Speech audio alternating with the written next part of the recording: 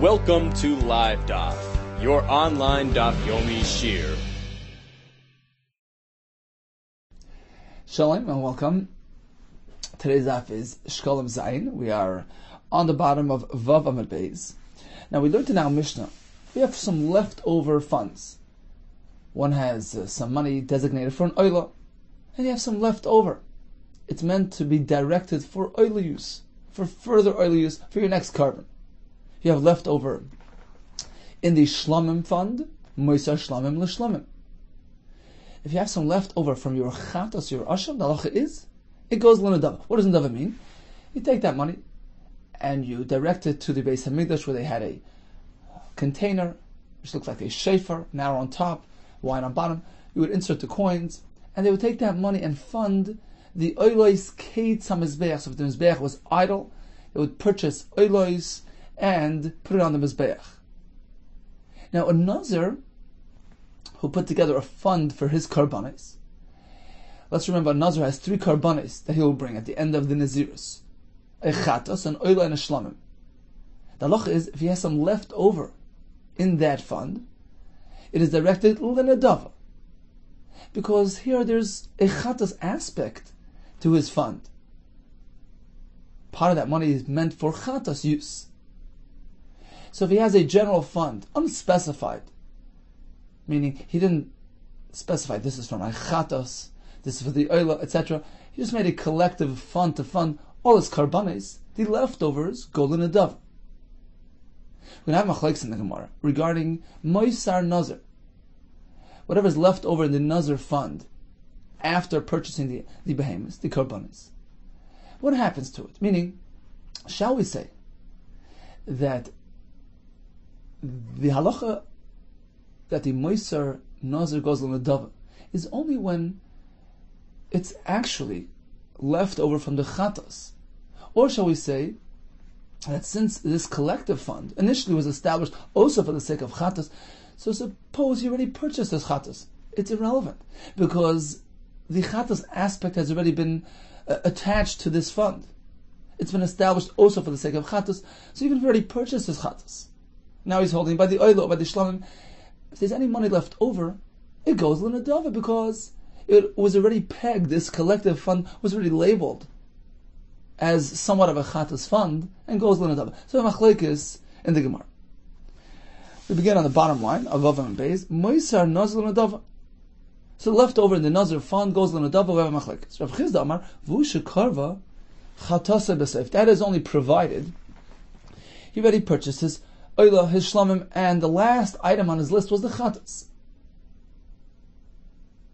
Basically meaning that anything in this fund at this point is meant for chatas. He purchases chatas, and he has some left over. Says Rav Chizda, yeah, that leftover is considered moisar of chatas and goes l'nadav. Aval yikarvu shlamim b'seif. But suppose you already purchased his chatas, he's holding by his shlamim, and now he has leftover. Moisar and shlamim. The leftovers of the money here is considered moisar shlamim. It's no longer related to chatas because you already addressed his chatas needs earlier. And the halacha of a moisar shlamim, as we learned in the Mishnah, is meant to be used for shlamim. That's Rav Chizda's approach. The only time we say the moisar of the nazir fund will go l'nadav is when it is earmarked at this point for chatas use. But if you already used the money for the chatas, you already purchased his chatas, this fund no longer identifies itself, attributes itself to chatas, and therefore it does not have a din of moisar chatas.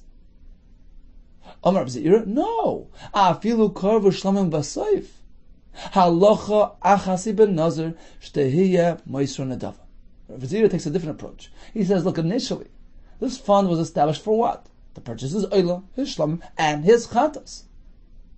That chatas designation reverberates throughout the entire fund. It permeates the fund. It's irrelevant of whether he already purchased his chatas and now he's holding by his shlamim. Doesn't matter. This fund was collected also for chatas. It's identified as a partial chatas fund, and therefore anything left over in this savings account goes l'nadava as per the halacha of moisar chatas. Says the more Masnisa, we have a Braisa, Messiah Laden, which supports one Shita. Masnita, we have another Braisa, Messiah Laden, which supports another Shita. Masnita, Messiah Rabbi Yehuda. We have a Braisa in support of Rabbi Yehuda. This fund, in its collectiveness, was already designated as a Chatas fund, and therefore it would always go in a Dava. Whatever is left at the end of the day is in a Dava. We have a Braisa which says, Eiluhein Mois Stumin.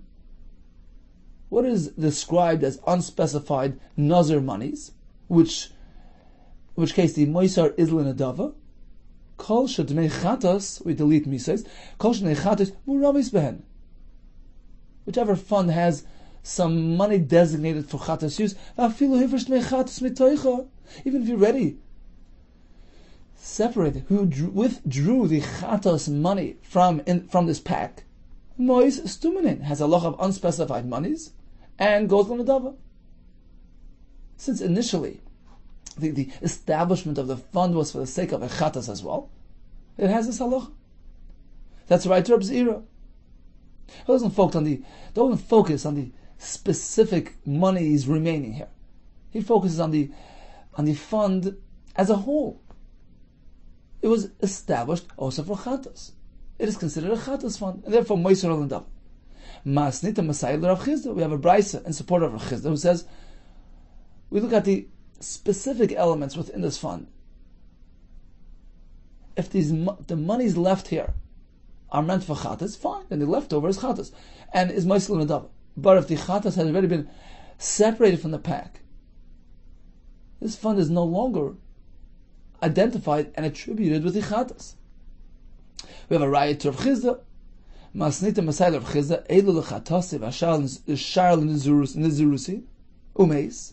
Suppose he has a collective fund for all his Karbonis Nazir, but then he specifies, he itemizes, Eilu Lechatasi. No, these monies, these coins are for my Chatas, and the rest is L'Shar Nizurusi, for my other Karbonis, meaning the Oila, the Shlamim. In which case he already separated the Chatas money from the rest, Umeis, and he passes away. Moelim Bekulan. Then we say, whatever's left in the pot is no longer designated for Chatas use. We have Oila money in there, we have Shlamim money in there, but not Chatas money.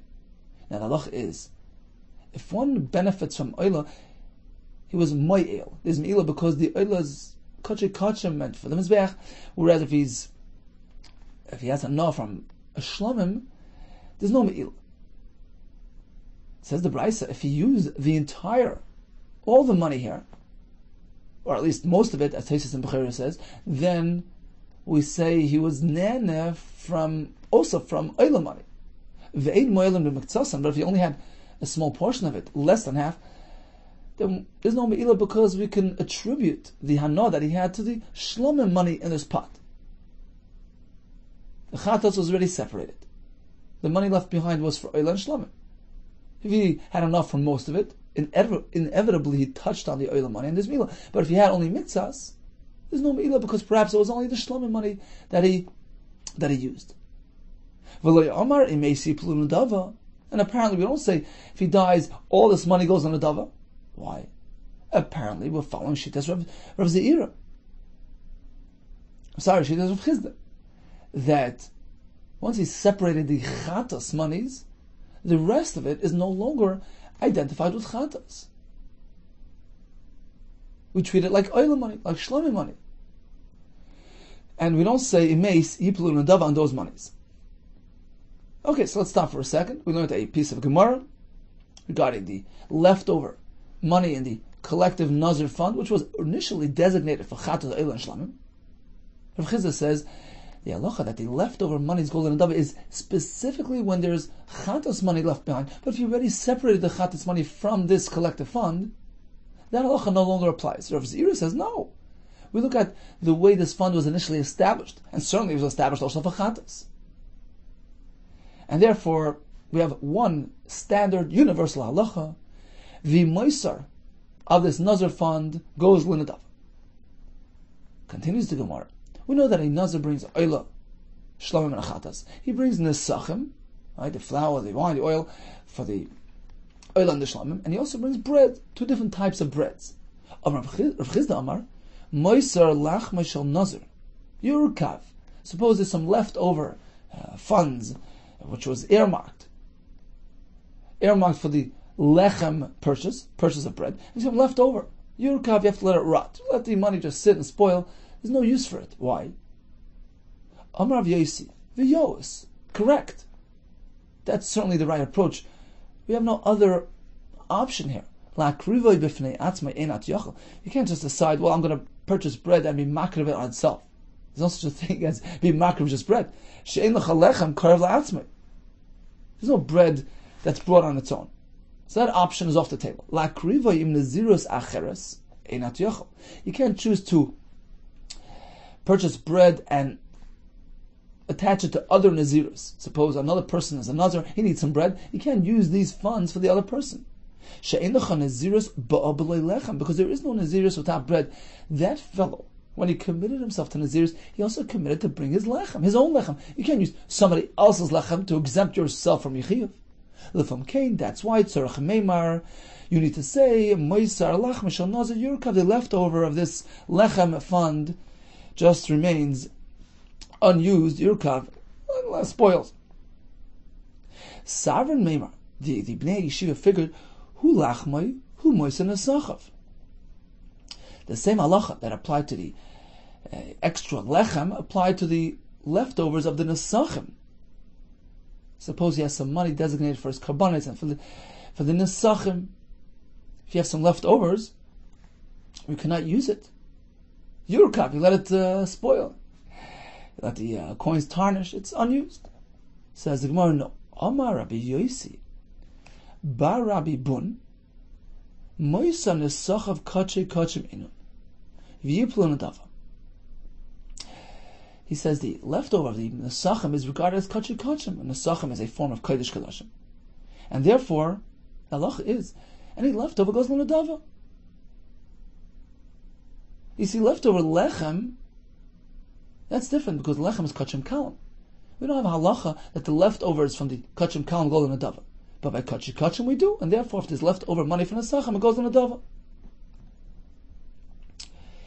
Says the Gemara, Al daite de Rabbi Yosi bar Rabbi Bun.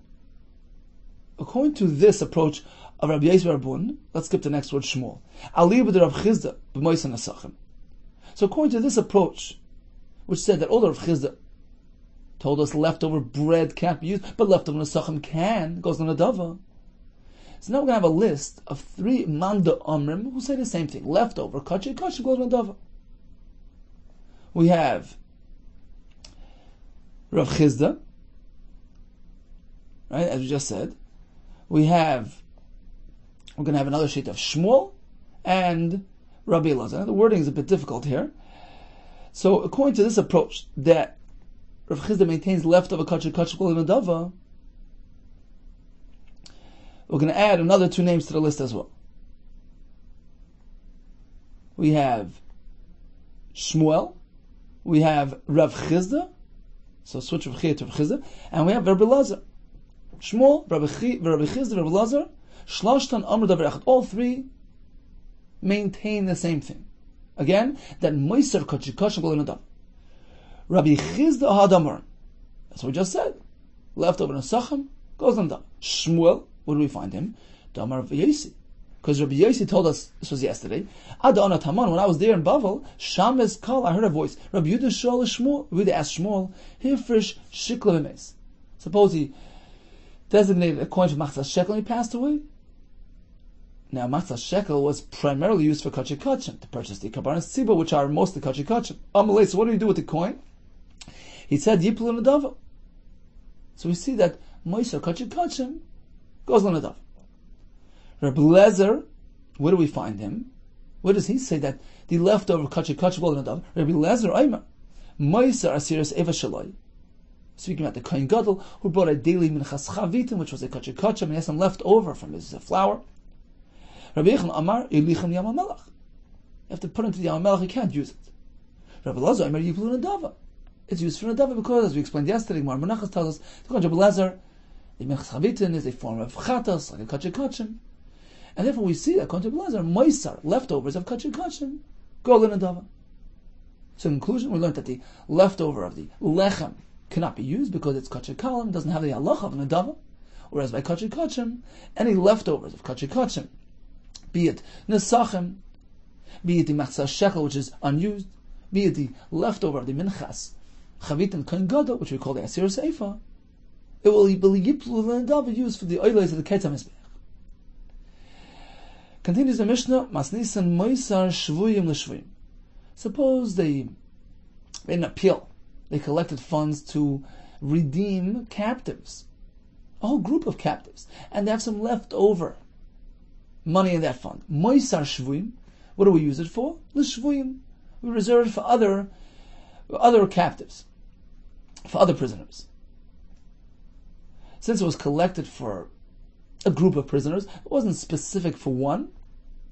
Therefore, if there's any left over, you can redirect it to use it for another group of captives. Moiser Shavui, however, if you collect it for a specific person, a specific prisoner, Lo Oiser Shavui. In that case, you have to use it specifically for that person. Apparently, the person is a needy fellow, so even after he's released from captivity, you give him the extra money. He was zoich in it. Let him use it for his needs. Moiser aniyim, la'aniyim. If they collected money for poor people, it wasn't a specific person, just a general fund for aniyim. La'aniyim, if there's any left over, you give it to other aniyim. However, moiser ani, if it was specifically for a certain ani and is left over, la'isam na'ani, it needs to be given to him specifically. Moiser ha-mesim, l'mesim. If they collected for mesim in general, without specifying, is left over, use it for other mesim. Moiser ha-meis, li'yarshav. But if you collected for a specific meis, to supply his needs, his kever, tachrichim, his leftover funds, you give it to his yarshim. So the concept is one and the same here. If they made a generic collection for aniyim, for shvuyim, for mesim, without specifying for who and for what, then if there's leftover money, no problem, divert it for other aniyim, for other shvuyim, for other mesim. But if there's a specific person in mind, then it's meant to go specifically to him. Whether it's person, whether it's shavai and released from captivity, whether an ani who no longer needs, you collect it to purchase a specific item, a house, a car, and he has that, you still can give it to him for his other needs. Regarding a mace, a little bit more tricky. You needed a caver, and it turns out you have extra money. You can't give it to him, but you give it to his yarshim. Tanakama holds that the mace underwent a degrading experience. A zilzal he collected for the mace. He was embarrassed. Even achamisa affected him. Therefore, he wants it to be directed to his yarshim, who are an extension of him. So that's what we're meant to do with it, according to Tanakama. Rabbi Meir is unsure whether the mace prefers that the monies be directed to his yarshim, or perhaps, since he was degraded by this collection, he prefers that it be used for his sake, to erect a bat seva. So we're not sure which way to go. We leave it till Yonavi comes.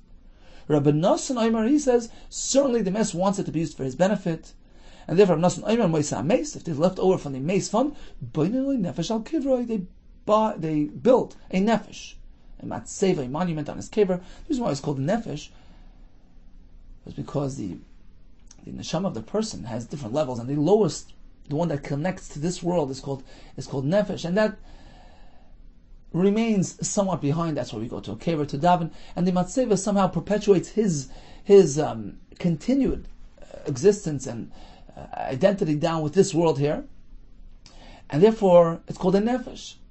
Rabbi Nassan says leftover monies are used to construct a nefesh on his kever. Says the Gemara, govule becheska she'en. Suppose they collected for a mace's needs, thinking that he needs it.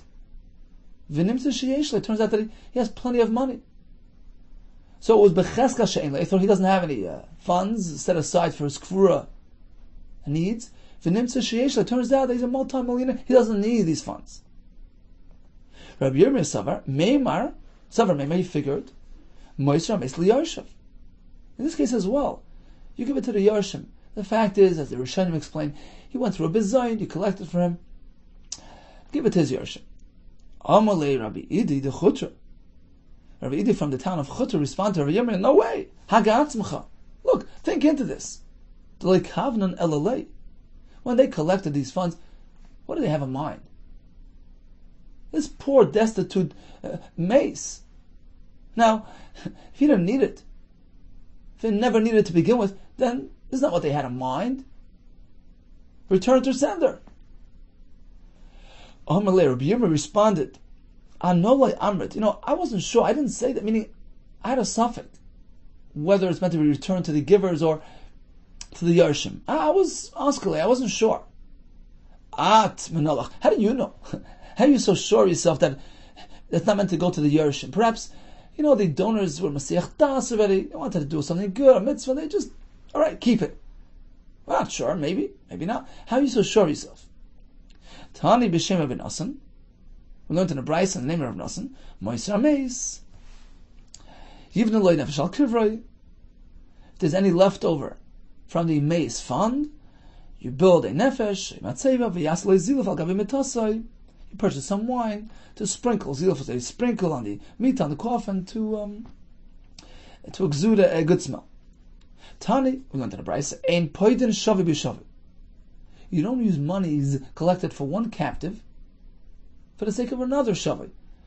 So for instance, like this. There's a prominent person that needs to be redeemed from captivity. So you make this citywide collection. Everybody's very generous. And it turns out there's really another person of lower ranking. He's a lower person, a less prominent, less chashav person. So the administrators figure, look, let's take the money that we collected and use it for the less important person. And now we'll make another collection. Rabbi Yisai, this fellow, this chashav person is jail, we have to collect from, and everybody will open up their hearts again. That's really a way of tricking the crowd. You don't do that. You can't take monies collected for one shavui and use it for another shavui. Then go even talis batalis. This is a different case. You make a collection for a poor person. We need to buy a winter coat worth $300. So everybody's generous, contribute nicely. And the truth is, they don't really need a winter coat. They only need to buy a robe for $100. The reason why they spoke about the more expensive item was to inflate the expenses, to inflate the budget, to make a stronger impact on the donor. You can't do that. That's, if not outright fraud, that's definitely misleading the olam. Therefore, you're not meant to do that. Then go even talis, you couldn't collect for one type of garment, but talis with the intent of using it for something else. But we don't object, we don't protest when the parnasim, the administrators, when the parnasim do these types of things. Now the Rosh and the Tshuva seems to learn that the Bryce is referring to specific cases where the parnasim figure that for the sake of the communal benefit here, we have to direct things in a certain way. For instance, he says, let's say it was a collection, and it turns out they didn't really need the money to begin with. So he says sometimes it's more costly to return the funds to the respective donors. The return poaches, which will cost administrative fees, will cost more than the actual. It's not worth it. So sometimes we leave it at the discretion of the parnosim, of the administrators and the gaboim. It's called adas gaba. You donate with the intent of leaving it up to the gaba. Do with it as you see fit. And we just leave it up to their discretion to run the public fund as they see fit, which is in the best possible, public interest. So we spoke in the Mishnah about making a matzeva, which we called a nefesh. Tani, we don't necessarily build a matzeva for a tzaddik. Their words are their memory. The Karban Eda says, we relate halacha in their name, we quote them. That's their best zikar, and that's the way we perpetuate their memory. That's why they can have a continued existence down here in this world. You don't have to erect a stone monument. Learning Torah in their name is all the more important, all the more valuable. Rabbi Yehuda have a masmechval. We're going to discuss this concept of saying over Torah halachos and the names of tzaddikim which already passed away and the importance of it. Let's start with the following story. Rabbi Yehuda who was heavy, have a masmech. V'azal, he was leaning and walking along, on Rabbi Chia bar Abba. So he was leaning on Rabbi Chia bar Abba. And he was walking along, and he noticed Rabbi Lezer. Rabbi Lezer noticed Rabbi Yechanan. Rabbi Yechanan was his Rebbe. So Rabbi Lezer noticed him. He hid. He avoided Rabbi Yechanan. Rabbi Yechanan happened to notice him. Look, my Talmud is just ignoring me. And he expressed annoyance. Va'amar, halein tarti milayu. The following two things, two offenses, Hadein Ba'avla, this Bavli, this Rabbi Lezer from Bavel, Ovid Bey, did over here. Two things. I have two grievances. Chada, number one, to Leishol B'Shleimei. He didn't say Shalom Aleichem. He didn't initiate a greeting to me. That's number one. V'chada, in addition to that, Mitamar, he's hiding. He doesn't want to converse with me. Look what's going on. He's avoiding me. He's quite upset. Amar lei Rabbi Yaakov Idi. Rabbi Yaakov Idi sought to pacify him, to appease him. So he says, look, don't hold it against him. Kach nehigen gabhoin. This is the way they conduct themselves over there in Bavel. The Zeira, the smaller one, loishal b'shleimi derab, doesn't initiate a greeting, doesn't give shalom to the rabbi, to the bigger one, the one who's more chashiv. De'inu nahagun, because they are noyeg, umekaymen, and they fulfill the pasuk. These youngsters saw me and they scattered, they hid. So that's the right way of being mechaber adam gadol. Just get away. Don't initiate a greeting. Don't put yourself on equal footing to the adam gadol. This was actually a manner of respect. It wasn't disrespectful. So that was to address the first thing. Why didn't he say Shalom Aleichem? That's not their minhag. Omerle. Now he continued. He wanted to address the second grievance. Why? Why is he hiding? So he began with. He posed a shaila, a halacha shaila to Rabbi Yechanan. Omerle. Ma'ula mebar. What is the halacha regarding passing through, passing by in front, coming in front? The adura tzalmid. Tzalmid was a cross, some type of a desire to pass in front of it. What would you say? Are you meant to pass in front of it, or to actually avoid it?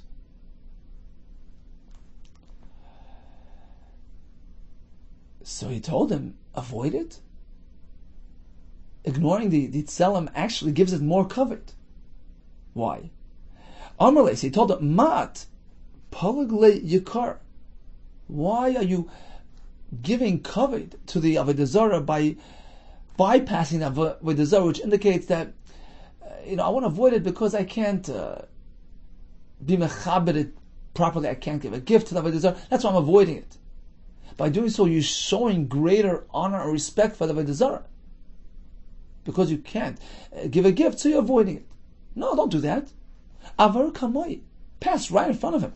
V'samei inoy, and poke out his eyes. Blind him, meaning ignore it. Walk by him and actively ignore him. Don't give him the gift.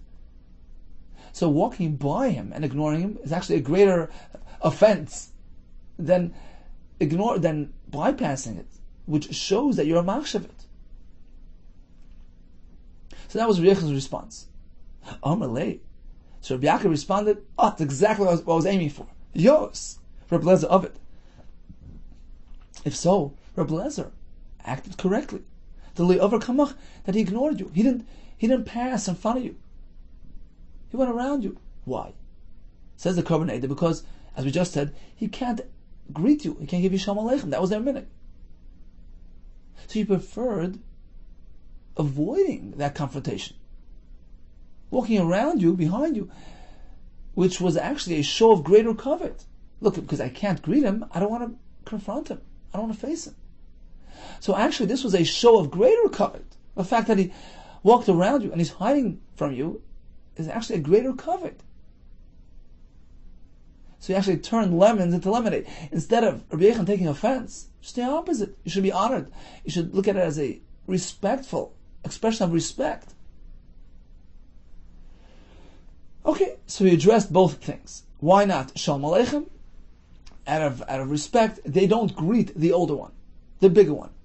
Why did he hide? Because since he couldn't give me Shalom Aleichem, he didn't want to confront me, which would be a show of disrespect, to see me without greeting me.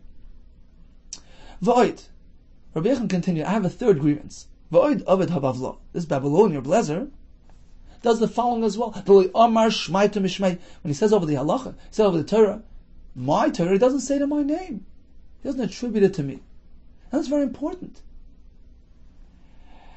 So he was quite upset. Nichnasu lefanav Rabbi Amar Vasi. Rabbi Vasi approached Rabbi Yechonon. They came in and they wanted to satisfy him. They wanted to pacify him. They told him, we'll tell you a story which shows that it's not proper to get annoyed and upset, even when it comes to matters of Torah. Rebbe, the following happened in the Beis Knesset of the copper miners. Neger is a nail or some type of rod which was used to keep the door shut. Neger sheyesh biroishay glustra. They had on its top had a wide top. The question was whether it's considered a kli, because it can be used now for crushing olives. So could it be moved on Shabbos? There's machlekes shenechelku Rabbi Lezer, Rabbi Yosef. Rabbi says it's aser, Rabbi says it's mutter, and the debate between them raged on to the extent that, look what happened. Ashekaru sefer Torah b'chamasan. In the heat of their debate, they actually tore apart a sefer Torah. In those days, they would argue around the sefer Torah. You bring a raya from this part of the Torah, from this part of the Torah, and it was a heated debate until they tore the sefer Torah. Koru sefer Torah, koru sakadaitach. Do you really think? Could you contemplate that that's actually what happened? They tore a sefer Torah. Ela shemikru sefer Torah. It wasn't consciously done, but it happened as a result of this heated debate of them pulling and shoving this sefer Torah back and forth, that it got torn. There was a zaken there, Rabbi Yosef and Kisma Shmoy, that was his name, and he didn't like what he saw. Amar, Tmiyani. I wonder, if at the end of the day, this very Beis HaKnesses, where there was such a intense display of anger, apparently it spilled over beyond the reasonable boundaries. If this Beis HaKnesses, which experienced this anger, we know that rage is equated to Avodah Zarah, right? Because why is a person so mad? If you would really believe that everything's from Hashem, there's no room for anger. So Chamasam, their anger, their rage, was not a good omen, not a good sign. And I won't be surprised, he says, Tmiyani, I wonder if this Beis HaKnesses won't eventually turn to Avodah Zarah. So that was the story there, and they were trying to give a message. Look, it's not worth it. It's not kedai to get upset, even regarding things done in Beis HaMedrash. Learning related things, rage, anger is not in place. So don't be upset, Rabbi Lezer, for not attributing his quotes to you. V'chazav Rabbi Yechon responded to this. Hachtein mechavrei. Is Rabbi Lezer here? He's mechavrei. He's one of our friends. Meaning, yeah, friends, colleagues have to be careful not to get too upset at each other. But he's a Talmud. The Rambam learns in Hilchos Deis that a father to his son, a Rebbe to his Talmud, sometimes has to display, at least externally, some expression of anger, not a true anger, not an eternal anger, but he has to express annoyance and anger at his son or his Talmud to set him straight. So yeah, friends have to be careful. They have no justification. Anger, there's no place for anger. But a Rebbe and a Talmud, this is l'shem shamayim. This is not true personal anger. I'm doing a mitzvah. I'm setting him straight. He's doing something wrong. He's misquoting me. He's not attributing the halacha to me. So he wasn't really satisfied. Nichnas lafan Rabbi Yaakov Idi. And he came to Rabbi Yechonon and he sought to appease him. Amar lei. Ksiv. There's a pasuk in Yeshua that everything that Hashem instructed Moshe instructed Yeshua. Now what does the pasuk mean to say? They mean to say that everything Yeshua said, he would always say, well, this I learned from Moshe, that I learned from Moshe. He would always have to directly attribute his things to Moshe. No, that's not what the pasuk means. You think everything that Yeshua would sit and teach, he would say, Kacham Moshe? You'd have to specify, this is from Moshe? No. Everybody knows. Yeshua was a Talmud of Moshe. He didn't know anything if not from Moshe. So it's naturally understood that what you were saying is from your Rebbe.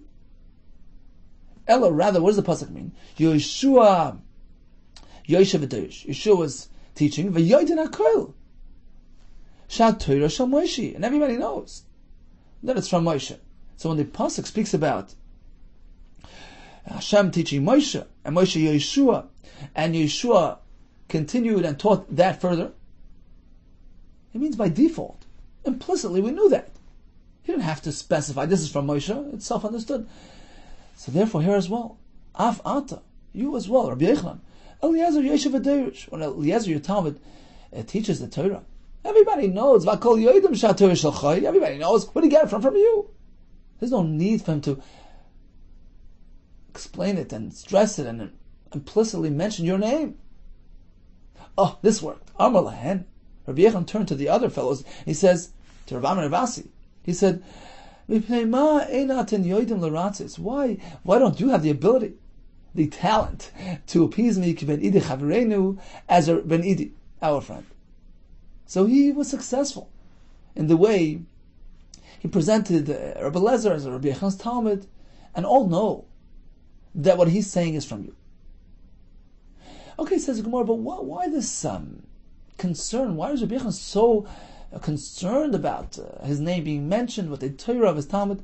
Rabbi Yehuda, why to such great extent? The boy, the Yemer Shmait, because he wanted them to say the halach in his name. It's very important. He wanted that his Torah should have a continuity. As the Korban Eidah says, well, if he's not going to get into the habit of quoting me in my lifetime, and certainly later on, he's not going to attribute it to me. That's very important. When you say over Torah in the name of somebody, say it in his name. Relate it to him. Connect it to him.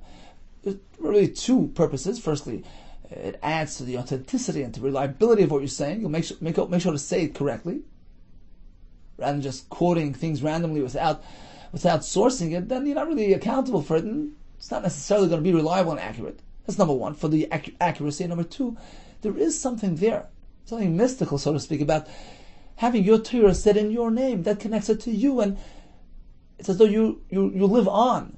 Even after passing, the Chacham will live on down here in that world, which is very important, as we're going to see. David bikish alei rachmim. David also asked Hashem, Shenemar, Agura b'ol chaylamim, echse b'seiser knafecha sel. I want to live with you forever. Which sounds like he's going to live in Elam Haza forever. V'chi also al dati shel David. Did David really think shei chai v'kaim leilam is going to live forever? He knew that a person's term in this world is limited. Elo kach amar David l'fnei HaKadosh Baruch Hu. Rather, this is what David meant to ask Hashem. Rebbeinu shel olam ezke. I want to be zeicha. Shiu dvorai nem morin b'batei knesiyos u'batei midrashis. That my words of Torah should be learned and related in the batei knesiyos and batei midrashis. And it's so important that should happen. The main accomplishment is done here in this world. We view Olam Haba as a place of eternal bliss, which is true, but the Mishnah Pirkei Avos says, Yofisha achas b'tshuva mason tovim b'olam hazeh mikol chay olam haba.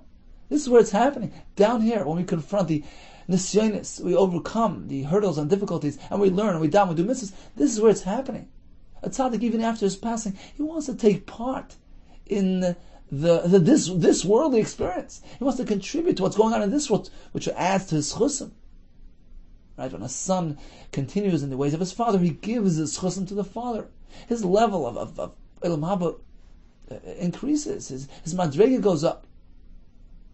So David HaMelech asked Hashem, I'm asking you, please arrange so that my Torah is learned down there in that world, even after my passing.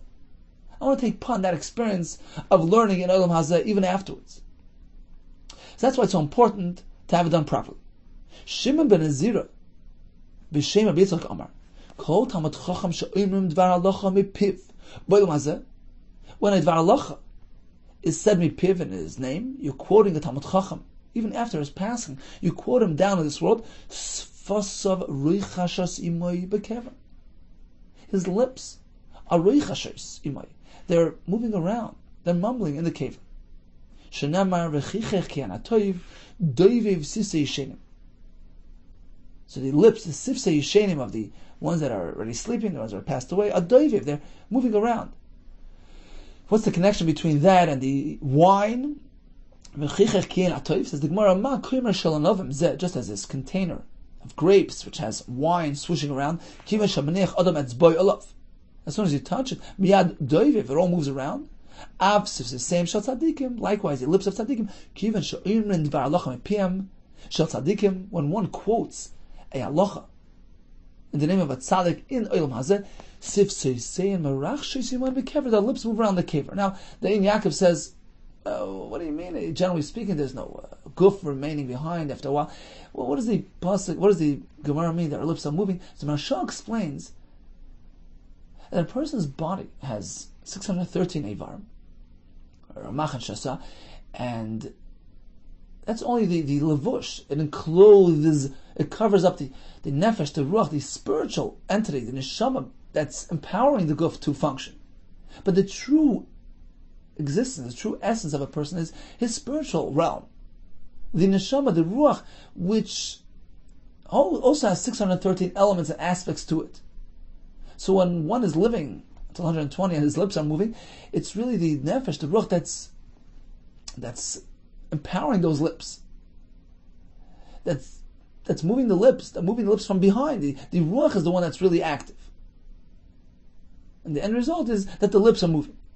Says the Maharsha, even after passing, when there's perhaps even no guf left, but the nefesh, in some form, still remains behind. We spoke about this earlier. We build a nefesh al krivi, the matzeva, because there's still some sort of connection between the person, the neshama, the nefesh, to this world. Something remains there in that area of the kvura. And that's what the Gemara means, says the Maharsha. His lips, meaning his spiritual lips, the koyach ha-nefesh, which expresses the words of the person, which uses the lips, the physical lips, as a means, as a tool of expression. So even when there are no physical lips around, the nefesh lips are still around. It basically means the power of expression is still there. And when we relate a Torah in the name of that tzaddik is still partaking in the experience of Torah in this world, in the limud Torah in this world. And it's as though he himself is taking part and joining the conversation and the experience, and he's also expressing himself. It's as though he's learning. And that's added to his account, right? It's his learning. It's attributed to him. So that's what the Gemara means. His lips are moving bekever. He's expressing himself together in this experience while we learn Torah in his name. What benefit? How do we describe the hano that the tzaddik has when we learn Torah in his name? Bar Nazira Amar Kadein Deshasi Kunditin. It's like a person drinking sweetened, seasoned wine. That's the hana. Rabbi Yitzchak Amar Kadein Deshasi Chamer Atek. Like when a person drinks aged wine, so the flavor is so powerful and lingers in one's mouth even after the fact. Afik of the shashel, even after he drank it, Tama B'Puma, the taste remains behind. And that's how we describe the hana that the tzaddik has when the Torah is related in his name. Continues the Gemara, Rav Gidol Amar. If one says over Torah, he quotes to somebody. Yira balashmua kilo oimed lenegla. He should envision, he should visualize in his mind the author of that halacha. Why? This will make it more serious. When he sees the person in his mind's eye, then he's connected to the source. He will say it over more accurately. And as the Carbon Ada says, that's the ikar way of learning, by noticing the Rebbe. He says brings the pasuk, you should visualize, you should see the Rebbe. So even though the Rebbe is no longer alive, visualize him. You should picture him in his mind when you say over Torah in his name. Tselem is the form. You should see the person whose Torah you are relating. Ksiv Rav Adam Yikra Ish Chazdo. Most people just say over the Chesed, the Torah is Chesed, they say over the Torah. And not necessarily do they attribute it to the source. Do they say it b'shem oimrei? Zeh shar kol adam. That's describing most people. V'ish emunim b'yimtza, but a reliable person. How could you find it? It's 1 in a million. Zeh Rabbi Zeira. It's describing Rabbi Zeira because he was an example of this type of thing. A person who's makpit to always quote these sources well. He would verify the accuracy and the reliability of the things that he would say over. Everything was exact, accurate, and reliable. As we find in the following Gemara, Adon Zira, less non tzrichan chashashan. We don't have to worry about the accuracy. We can rely on the halachos l'shmaite, the halachos that Rav Sheshes. That Rav Sheshes related. Why? That will gav from a patra, because Rav Sheshes is the person whose heart is open. He has immense intellectual capability. He's a reliable person. He has a leiv rochav, and we can rely on what he tells us. So we see that Rabbi Zeira was very makpid, who he related Torah from, who he quoted, who he relied on. Amalei Rabbi Zeira leBra'asi. Rabbi Zeira asked Rabbi Asi. It's another example of the same concept. He asked Rabbi Asi, Chakim Rebbe. Rabbi Asi was called Rebbe. Rebbe, are you familiar leBar Pasya? With Rapasya, that is he a reliable person? You know, he says over Torah, couldn't rely on him. That Amar Shmat Mishmei, that you say over Torah in his name, is he a reliable fellow, and that's why you quote him? Amar Lei. So Rabbi Asi responded, yeah. Rabbi Yechon Amar Mishmei, Rabbi Yechon quotes in his name, so apparently he's a reliable person. Amar Rabbi Zeira Rabbi Asi. Chakim Rebbe L'Rav, do you personally know Rav? Do you rely on him? That Amar Shmaitz Mishmei, which explains why you quote him. Amalei says, yeah, Rav Adabar Av Amar Mishmei, Rav Adabar Av quotes him, and apparently he's a reliable source. In any case, we see that quoting the Torah in the person's name adds reliability, it adds accountability, and actually it's a schos for the person, even after his passing, to have the Torah said in his name. Ein doir she'ein bo leitzonen, kedoir shel David. There was no generation which had bigger mockers, leitzonim, than the Dor of David. Mahoyu prutzei hador oisen. What would the prutzei, the scoundrels in the time of David do? They would approach the windows of David. They would announce, David, David, they knew that Hashem already told David HaMelech, you won't build a Beis HaMikdash, rather Shlomo, your son, will build, because David was involved in war. So they would announce as follows: David, do you, by the way, by any chance know the estimated project completion date? When will Beis HaMikdash be built? When will we have the opportunity to go to Beis Hashem? So they would taunt him in this manner. For you, David Omer, and David would respond, would think to himself, even though their intent is to anger me and to insult me, I don't care. I will swallow all insults. B'simcha. Yava Elai, this is a lashon of shvu, I promise. If I wasn't happy when I heard their words, I accepted their insults with love and with simcha. When they would say, Beis Hashem Neilach, we want to go up to Hashem's house, I was happy when they said it. Because makabel the insults with ava. The pasuk says, "V'haya ki yimelu yamecha." This is Hashem speaking to David, when your days will be filled. V'shachafta zamasecha, you'll pass away. Omer HaKadosh Baruch Hu David. Hashem tells David like this: Yom shleimim ani moin lecha. I'm going to count full days for you. Yom chaser, I'm not missing days. I'm going to give you your full allotment of life in this world. Despite the fact that as long as you're alive, it's going to hamper and prevent the building of the Beis HaMikdash. I don't care. Why? It's more important to have you around than the Beis HaMikdash. Klum Shlomo bincha yivna Beis HaMikdash. Why is Shlomo, your son, going to be the Beis HaMikdash? Alakar Kabanas Tzibur. It's for the sake of being Makar Kabanas Tzibur. Now, what's the point of a carbon? It's a kapara, to atone after something was done wrong. Well, you're involved in prevention. Prevention is the best medicine. Chaviv alay tzedakah mishpat sha'ata. it is chaviv, is dear to me, more dear to me. The tzedakah, the mishpat, the tzedakah, the righteousness that you do by conducting, by running the community, the Klal Yisrael with emes and mishpat, and make sure everything is done properly, and avoiding all types of pitfalls and lack of honesty, etc. All these things you are ensuring. And that's better. Yoser min hakarban. Better than a carbon which is comes after the thing was done wrong. So what you're involved in is better. Stands higher than what Shlomo is going to do. Shenemar asoy tzedakah mishpat. Doing tzedakah mishpat is nivchar l'Hashem mizevach, is better to Hashem than a carbon. Says the Mishnah b'shleisha prokim b'shana terminus alishka. 3 times a year, they would do Trumas HaLishka, they would separate some funds from the Lishka. This was the room where all the machzas HaShekel coins were brought. 3 times a year, they would take out some of the coins and direct them to fund the Karbanos Tzibur. The Fri Pesach, Fri is half of the 30-day Zman HaChana before Pesach, so basically 15 days before Pesach, that was the first installment. Before Tzeres, 15 days before Shavuos. Before Chag, 15 days before Sukkot. So 3 times a year.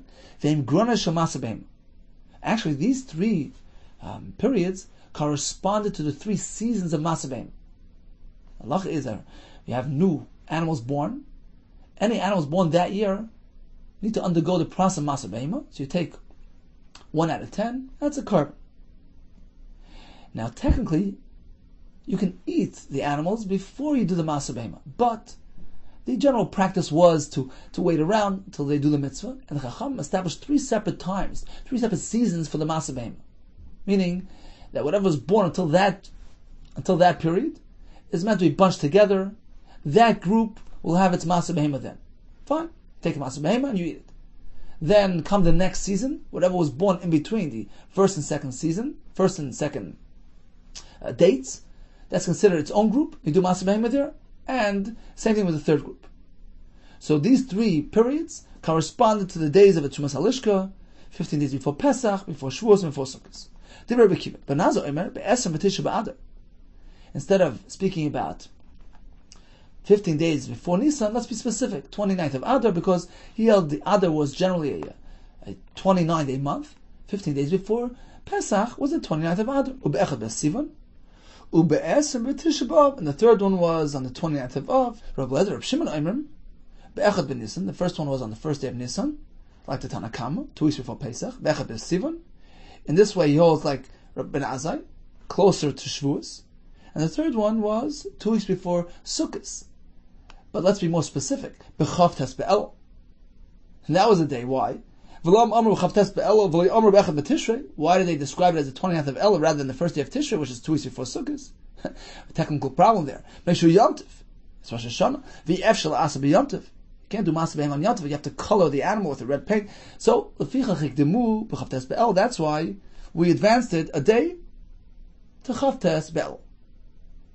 So according to Tanakama, the 3 seasons are as follows: 2 weeks before Pesach, before Shavuos and before Sukkot. According to Ben Azai, he describes it as the 29th of Adar. The next one was the 1st of Sivan, closer to Shavuos, and the 29th of Av. According to Rabbi Shimon, the 1st day of Nisan, 1st day of Sivan, and the last day of El. Amar Avo, Kol Hein de Tanina Pras. Whenever we use the term Pras in Gemara, it means Palga, half. Half of what? Palga D'Lamed Yoim. When we speak about Pras, Prois HaPesach, it's half of that 30-day period before Yom Tov, in which you engage in the halachas of Yom Tov. That's the preparatory period. Palga D'Lamed Yoim Kaidem Lamoid Shedoshim Bil Chaysav. 30-day time period where you are derish the halachas Pesach. So when the Tanakhama says Prois HaTzeres, he means halfway through that period, basically 2 weeks before, 15 days before Pesach. Vein Gronis, and these are the dates for the periods for Maaseh Behema. Why? Rabbi Yehuda because these 3 times correspond to the animals giving birth. 3 different seasons throughout the year, as the Mepharshim explain. The earlier animals give birth earlier in the season, in the year, and then we have later ones and later ones. That's what the Chacham instituted 3 different times for Maaseh Behema, which corresponds to the animals born during that respective season. Rav Achav, Rav Tanchum Bar Chia said in the name of B'Shem Shmuel Levi that the Chachamim instituted these times for Maaseh Behema in close proximity to the Yomim Tovim, Kedei Shetiyah Behema Mitzui Lo Regalim, so that when they take off Maser, now they'll eat the rest. So you have enough supplied for the Eiler Regel for Yom Tov. That's why it was done in close proximity to Yom Tov. Rabbi Yehuda Another reason, so that we don't come to the Isser Bal Ta'achar. If you have a korban, you delay bringing it to the Beis HaMikdash, there's a lav. That's why better have the Maaseh Behema done next to the Yom Tovim, which will keep you mindful of the need to bring up to Yerushalayim when you Eiler Regel. This will avoid the Isser Bal Ta'achar. So you have three reasons for the prakim of Maaseh Behema. Rabbi Yosef, Kol HaMashe Tivloi Oiber V'Bal Ta'achar. If one has tevel, whether it's produce, whether a herd of animals, and he neglects to address the Maser needs, he doesn't separate Maaseh Behema, and 3 Yom Tovim pass, he has committed the lav of Baal Ta'achar.